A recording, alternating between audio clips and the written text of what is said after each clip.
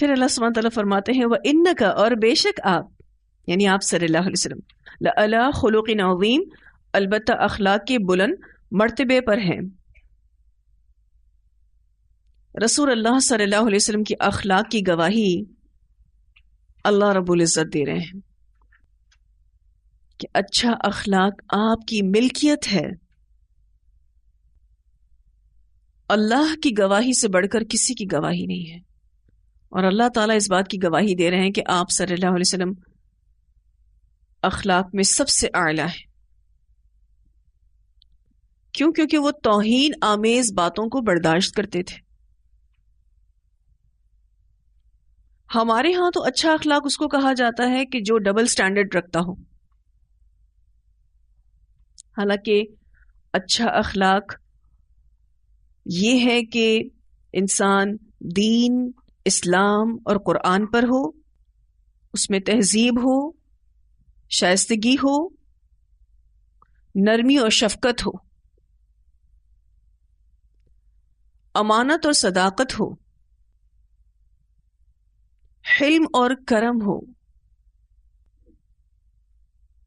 صبر ہو، برداشت ہو. کیونکہ یہاں جو نبی اکرم صلی اللہ علیہ وسلم کے بارے میں بتایا جا رہا ہے وَإِنَّكَ لَعَلَىٰ خُلُقٍ عَظِيمٍ، اور بے شک آپ البتہ اخلاق کے بلند مرتبے پر ہیں، تو خلق عظیم سے مراد ہے کہ دین، اسلام اور قرآن پر ہیں. اس سے مراد یہ بھی ہے کہ تہذیب، شائستگی، نرمی اور شفقت، امانت اور صداقت، حلم اور کرم اور دیگر اخلاقی خوبیاں رسول اللہ صلی اللہ علیہ وسلم کے اندر موجود تھیں،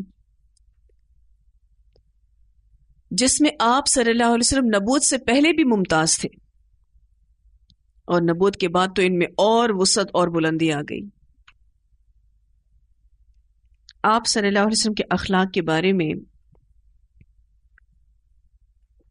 حضرت عائشہ رضی اللہ تعالی عنہا سے سوال کیا گیا تو انہوں نے فرمایا کہ کیا آپ قرآن نہیں پڑھتے؟ تو جس نے یہ سوال کیا تھا انہوں نے عرض کی کیوں نہیں؟ تو عائشہ رضی اللہ تعالی عنہا نے فرمایا رسول اللہ صلی اللہ علیہ وسلم کا اخلاق وہی تھا جس کا قرآن میں حکم ہے. اسے مسلم نے روایت کیا ہے. اور رسول اللہ صلی اللہ علیہ وسلم کے اخلاق حسنہ پر سیرت میں بے شمار واقعات ملتے ہیں. ہم سب کا ذکر تو نہیں کر سکتے، لیکن کچھ کے بارے میں ہم یہاں ذکر کریں گے تاکہ ہم آپ صلی اللہ علیہ وسلم کے بارے میں جو یہ گواہی اللہ تعالیٰ نے دی ہے اس کو محسوس کر سکیں. سیدنا انس رضی اللہ تعالیٰ عنہ بیان کرتے ہیں کہ ایک دن میں رسول اللہ صلی اللہ علیہ وسلم کے ساتھ چلا جا رہا تھا. آپ صلی اللہ علیہ وسلم نے نجران کی بنی ہوئی موٹے حاشیے والی ایک چادر اوڑھ رکھی تھی. اتنے میں ایک دیہاتی آپ صلی اللہ علیہ وسلم کے پاس آیا. اس نے آپ صلی اللہ علیہ وسلم کی چادر کو بہت زور سے کھینچا. سیدنا انس رضی اللہ تعالیٰ عنہ کہتے ہیں کہ میں نے نبی اکرم صلی اللہ علیہ وسلم کے کندھے کو دیکھا کہ زور سے کھینچنے کی وجہ سے موٹے حاشیے نے اس پر نشان ڈال دیے. ریش سا آ گیا آپ صلی اللہ علیہ وسلم کی گردن پر. تو اس دیہاتی نے کہا کہ اے محمد، اللہ کا جو مال آپ کے پاس ہے اس میں سے کچھ مجھے دینے کا حکم فرمائیے. رسول اللہ صلی اللہ علیہ وسلم نے اس کی طرف دیکھا اور مسکرائے اور اس کو مال دینے کا حکم صادر فرمایا. اسے بخاری نے روایت کیا ہے. آپ صلی اللہ علیہ وسلم چاہتے تو اس کو ڈانٹ سکتے تھے کہ مانگنے کا یہ کون سا طریقہ ہے، لیکن رسول اللہ صلی اللہ علیہ وسلم نے اس کے اس برے رویے کے سامنے مسکرا کر اچھے اخلاق کی تعلیم دی. اور آپ صلی اللہ علیہ وسلم کے اس رویے سے، اس عمل سے سیدنا انس کو بھی تعلیم ملی کہ بہت سارے ایسے معاملات آپ کو اپنی زندگی میں دیکھنے کو ملیں گے جو آپ کو پسند نہیں آئیں گے، کہ اس میں سنت کیا ملتی ہے؟ مسکراؤ. ایک اور روایت میں آتا ہے، سیدنا ابو ہریرہ رضی اللہ عنہ بیان کرتے ہیں کہ رسول اللہ صلی اللہ علیہ وسلم سے کہا گیا کہ اے اللہ کے رسول صلی اللہ علیہ وسلم مشرکین کے لیے بد دعا کیجیے۔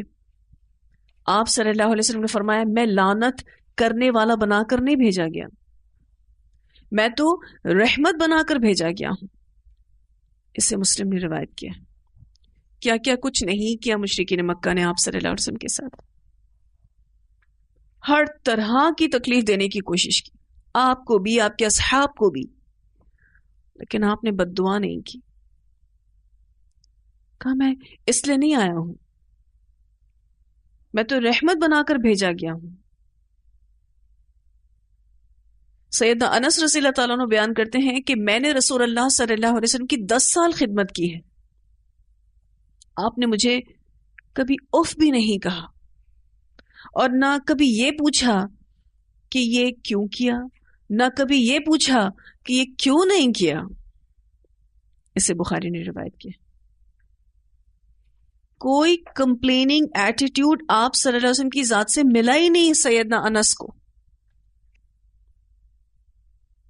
کسی بھی انسان کے اخلاق کا کہاں سے معلوم ہوتا ہے؟ ایک اس کے گھر والوں سے، دوسرا اس کے پاس کام کرنے والوں سے۔ یہ دو لوگ آپ کو کسی بھی انسان کی اخلاق کی صحیح صورتحال بتا سکتے ہیں۔ اور یہ سیدنا انس نبی اکرم صلی اللہ علیہ وسلم کی خدمت کیا کرتے تھے، ان کے یہ تاثرات تھے آپ صلی اللہ علیہ وسلم کے بارے میں۔ پھر منافقین کے ساتھ نبی اکرم صلی اللہ علیہ وسلم کا معاملہ بھی بڑا نرم تھا۔ سیدنا عبداللہ بن عمر رضی اللہ عنہما بیان کرتے ہیں کہ جب منافقوں کا سردار عبداللہ بن ابی کا انتقال ہوا تو اس کا بیٹا عبداللہ بن عبداللہ رسول اللہ صلی اللہ علیہ وسلم کے پاس آیا۔ آپ نے اپنی قمیص اسے دی اور کہا کہ اس میں اسے کفن دو۔ پھر آپ اس کی نماز جنازہ پڑھانے کے لیے کھڑے ہوئے تو عمر رضی اللہ عنہ نے آپ کو کپڑوں سے پکڑ لیا اور کہا کہ آپ اس پر نماز جنازہ پڑھ رہے ہیں، یہ تو منافق ہے، اور اللہ تعالیٰ نے آپ کو ان کے لیے بخشش کی دعا کرنے سے روکا ہے۔ آپ صلی اللہ علیہ وسلم نے فرمایا اللہ تعالیٰ نے مجھے اختیار دیا ہے، اللہ تعالیٰ نے فرمایا ہے استغفر لہم او لا تستغفر لہم ان تستغفر لہم 70 مرہ فلن یغفر اللہ لہم، سورہ توبہ کی آیت نمبر 80۔ اللہ تعالیٰ نے مجھے اختیار دیا ہے تو میں 70 سے زیادہ مرتبہ دعا کروں گا۔ فرماتے ہیں کہ رسول اللہ صلی اللہ علیہ وسلم نے اس کی نماز جنازہ ادا کی، اور ہم نے بھی آپ صلی اللہ علیہ وسلم کے ساتھ نماز جنازہ پڑھی۔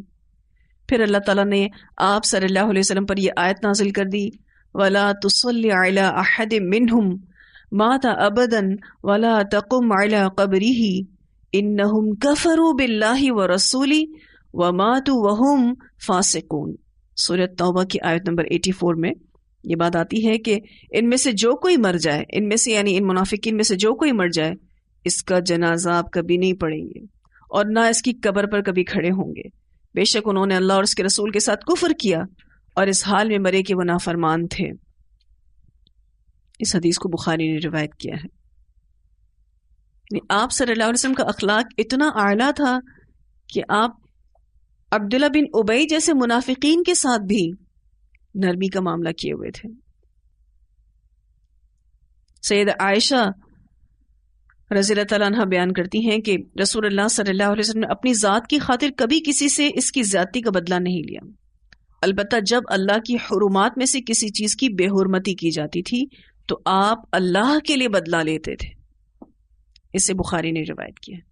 اپنی ذات کے لیے کبھی بھی نبی اکرم صلی اللہ علیہ وسلم نے بدلہ نہیں لیا، ایسے نہیں آیا اس صورت میں اللہ کی طرف سے وَإِنَّكَ لَعَلَىٰ خُلُقٍ عَظِيمٍ، اور بے شک آپ اخلاق کے اعلیٰ مرتبے پر فائز ہیں۔ واقعی آپ صلی اللہ علیہ وسلم ایسے ہی تھے۔ ایک اور روایت میں آتا ہے سید عائشہ رضی اللہ تعالیٰ عنہ بیان کرتی ہیں کہ رسول اللہ صلی اللہ علیہ وسلم نے اپنے ہاتھ سے کبھی کسی کو نہیں مارا، نہ بیوی کو اور نہ خادم کو، مگر ہاں آپ اللہ کی راہ میں جہاد کیا کرتے تھے۔ اسے مسلم نے روایت کی، کیونکہ جہاد میں جا کر تو ظاہر مشرکین کو یا کفار کو مارا ہی جاتا تھا، ورنہ اپنی عام زندگی میں آپ صلی اللہ علیہ وسلم نے کسی پر بھی ہاتھ نہیں اٹھایا. آج بہت کم لوگ ہیں جو یہ بات کہہ سکتے ہوں کہ ہم نے آج تک کسی پر ہاتھ نہیں اٹھایا. سید عائشہ رضی اللہ تعالیٰ عنہ بیان کرتی ہیں کہ رسول اللہ صلی اللہ علیہ وسلم نہ بد زبان تھے نہ بد کلام. بہت بڑی خوبی ہے یہ. نہ بد زبان تھے نہ بد کلام، نہ بازاروں میں شور کرنے والے تھے اور نہ برائی کا بدلہ برائی سے دینے والے تھے، بلکہ آپ معاف کر دیتے تھے اور درگزر فرمایا کرتے تھے. اسے ترمذی نے روایت کیا ہے. تو عائشہ سے جو سوال ہوا تھا کہ آپ صلی اللہ علیہ وسلم کا اخلاق کیا ہے، تو بڑا مختصر سا انہوں نے جو جواب دیا کہ سارا قرآن آپ صلی اللہ علیہ وسلم کا اخلاق ہے. تو وہ واقعی ایسے ہی تھے آپ صلی اللہ علیہ وسلم. موطا کی روایت میں آتا ہے کہ نبی اکرم صلی اللہ علیہ وسلم نے فرمایا مجھے حسن اخلاق کی تکمیل کے لیے بھیجا گیا ہے، اور یہ روایت بخاری میں بھی آتی ہے. عربوں کے ہاں 4 چیزیں حسن اخلاق میں شامل تھیں. ایک حکمت، دوسرا شجاعت، تیسرا عفت یعنی پاکیزگی، اور چوتھا عدالت. جس شخص میں یہ 4 چیزیں ہوا کرتی تھیں وہ عربوں کے نزدیک حسن اخلاق کا مالک ہوتا تھا. نمبر 1 حکمت، دوسری شجاعت. شجاعت کسے کہتے ہیں؟ بہادری کو. عفت یعنی پاک دامنی، اور چوتھا عدالت یعنی انصاف کرنا. اور رسول اللہ صلی اللہ علیہ وسلم میں یہ 4 چیزیں الحمدللہ موجود تھیں.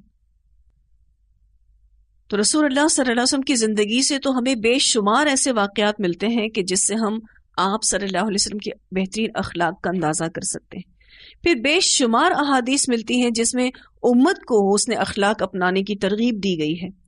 رسول اللہ صلی اللہ علیہ وسلم نے فرمایا کہ میزان میں حسن اخلاق سے زیادہ بھاری کوئی چیز نہ رکھی جائے گی، اور یقیناً حسن اخلاق والا شخص روزے دار اور نماز پڑھنے والے کا درجہ پا لیتا ہے. اسے ترمذی نے روایت کیا ہے. یعنی اچھا اخلاق جو ہے جس شخص نے بھی اپنایا ہوا ہے وہ اس شخص سے آگے نکل جائے گا جس کے نفل روزے زیادہ ہیں، جس کی نفلی عبادت نماز کے اعتبار سے زیادہ ہے، اس سے بھی آگے نکل جائے گا. کیونکہ میزان میں جو تولا جائے گا اعمال کو، سب سے بھاری اعمال حسن اخلاق ہوں گے. ایک اور روایت میں آتا ہے رسول اللہ صلی اللہ علیہ وسلم نے فرمایا تو جہاں کہیں بھی ہو اللہ سے ڈر، اور برائی کے پیچھے نیکی کر. کوئی غلطی ہو جائے، کوئی کوتاہی ہو جائے، کوئی گناہ ہو جائے، فوراً نیکی کرو، اور نیکی برائی کو مٹا دے گی، اور لوگوں کے ساتھ اچھے اخلاق سے پیش آؤ. اسے ترمذی نے روایت کیا ہے. پہلا حصہ اس حدیث کا جو ہے کہ جہاں کہیں بھی ہو اللہ سے ڈر. اللہ کا ڈر حسن اخلاق دیتا ہے، کیونکہ اس حدیث کا اینڈ اس پر کیا گیا ہے کہ جس کسی سے بھی پیش آؤ تو اچھے اخلاق کے ساتھ پیش آؤ. اور اگر آپ اس حدیث کے الفاظوں پر غور کریں کہ لوگوں کے ساتھ، یہ نہیں کہا فلاں کے ساتھ جو تمہارے ساتھ اچھا ہو اس کے ساتھ، جو تمہارے ساتھ برا ہو اس کے ساتھ نہیں، ایسا نہیں کہا. کہا گیا ہے کہ لوگوں کے ساتھ، یعنی سارے لوگوں کے ساتھ اچھے اخلاق سے پیش آؤ. پھر آپ صلی اللہ علیہ وسلم کے غلام تھے حضرت زید بن حارثہ رضی اللہ تعالی عنہ. ان کے تو والد لینے آ گئے تھے ان کو، لیکن انہوں نے کہا کہ میں جانا نہیں چاہتا. انہوں نے نبی اکرم صلی اللہ علیہ وسلم کے ساتھ رہنا پسند فرمایا. جس کے رشتہ دار سامنے کھڑے ہوں، جس کے ساتھ جانے میں اس کی غلامی سے جان چھوٹتی ہو، وہ کہتا ہے میں نے نہیں جانا. یہ کب ہوتا ہے؟ تبھی ہوتا ہے کہ جب اس نے اخلاق کے ایسے بہترین مظاہرے ہو رہے ہوں کہ وہ غلامی بھی پسند کر لے. پھر ہماری جتنی بھی عبادات ہیں وہ سب ہمیں اخلاق سکھاتی ہیں. نماز کو لے لیجئے.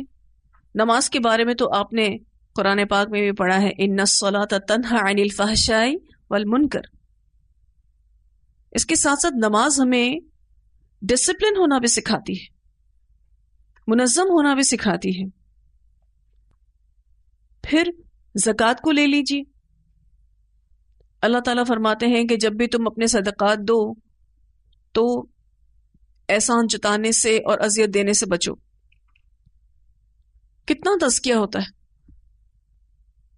انسان جب زکوٰۃ دیتا ہے، جب صدقات دیتا ہے.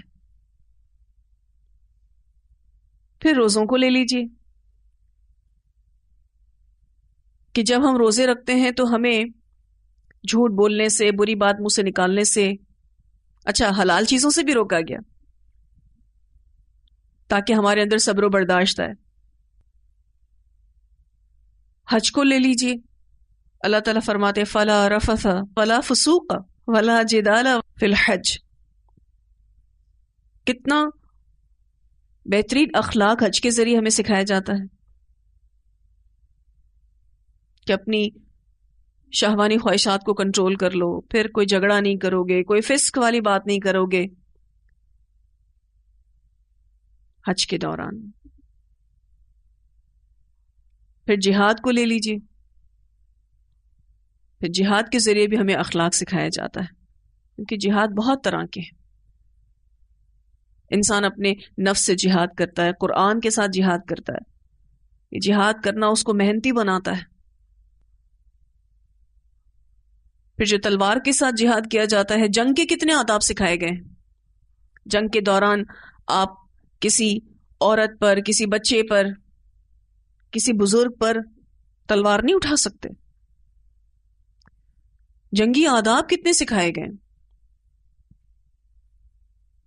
دین کی جتنی بھی عبادات ہیں وہ انسان کو الٹیمیٹلی اچھائی اور بھلائی کی طرف لے کر جاتی ہے. ہم سب کو یہ بات یاد رکھنی چاہیے کہ امتیں اخلاق سے باقی رہتی ہیں. اگر ان کے اخلاق چلے گئے تو وہ امتیں بھی ختم ہو جاتی ہیں. قومی زندگی ہو یا انفرادی ہو، سب میں اخلاق کا ہونا بہت ضروری ہے. دوسروں کے رویوں سے اوپر اٹھ کر اچھے اخلاق اپنانا اور بااصول ہونا بھی خلق عظیم ہے. چونکہ اس سورت کا مرکزی مضمون دعوت اللہ کا کام کرنا ہے تو اخلاق کے بغیر دین کا کام نہیں ہو سکتا.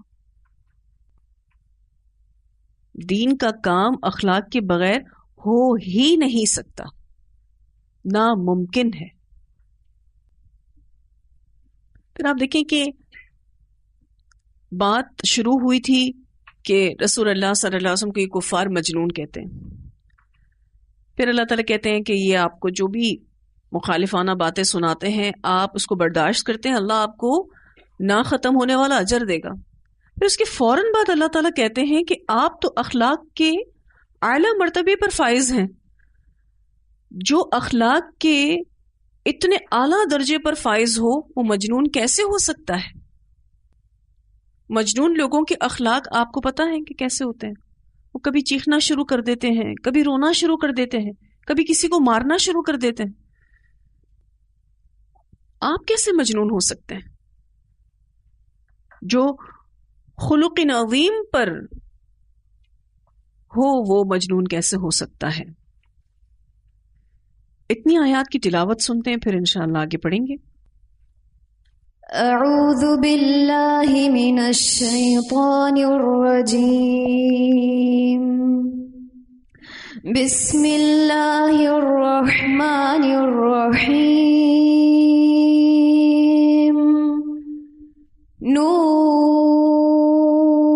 نون والقلم وما يسطرون ما أنت بنعمة ربك بمجنون وإن لك لأجرا غير ممنون وإنك لعلى خلق عظيم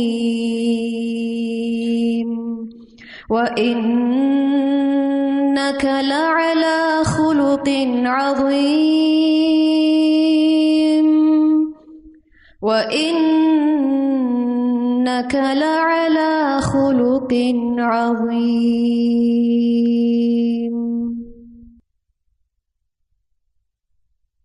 تو اس آیت سے جو لاسٹ ابھی ہم نے پڑھی وَإِنَّكَ لَعَلَى خُلُقٍ عَظِيمٍ، اور بے شک آپ یعنی آپ صلی اللہ علیہ وسلم البتہ اخلاق کے بلند مرتبے پر فائز ہیں.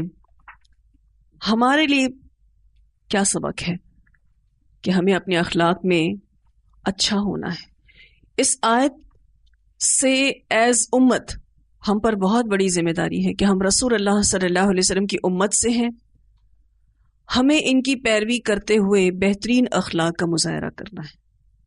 یعنی اخلاق ہماری عادت بن جائے اس کی ہمیں کوشش کرنی ہے. اور جب کوئی چیز عادت بن جاتی ہے اس کو کرنے میں تکلیف نہیں ہوتی. تو بہترین اخلاق ہماری عادت بن جائیں، ہمارے مزاج کا حصہ بن جائیں، پھر ہم جہاں کہیں بھی ہوں گے ہم ایک سے ہوں گے. اور ہمارے بہترین اخلاق کا ہمارے گھر والے بتائیں گے. کسی بھی انسان کے اخلاق کا کہاں سے پتہ چلتا ہے؟ اس کے گھر والوں سے، اس کے ساتھ کام کرنے والوں سے. تو اپنے اخلاق کے بارے میں اپنے گھر والوں سے اور اپنے ساتھ کام کرنے والوں سے پوچھیں، اور اصلاح کی نیت سے پوچھیں کہ اگر آپ کو ہمارے اخلاق میں کوئی بھی کمی محسوس ہوتی ہے تو اس کے بارے میں ہمیں بتائیں، ہم اپنی کریکشن کرنا چاہتے ہیں. تو اپنے محاسبے کے لیے ہم سب کو تیار رہنا ہے. اور جب لوگ آپ کو بتائیں تو اپنی اصلاح کو دل سے لینے والے بننا ہے. اس پر ناراض نہیں ہونا ہے کہ اس نے ہمیں ایسا کیوں کہا. تو اصلاح کو دل سے لینے والا بننا ہے انشاءاللہ تعالی. اور نبی اکرم صلی اللہ علیہ وسلم کا امتی ہونے کے ناطے بہترین اخلاق کا مظاہرہ کرنا ہے.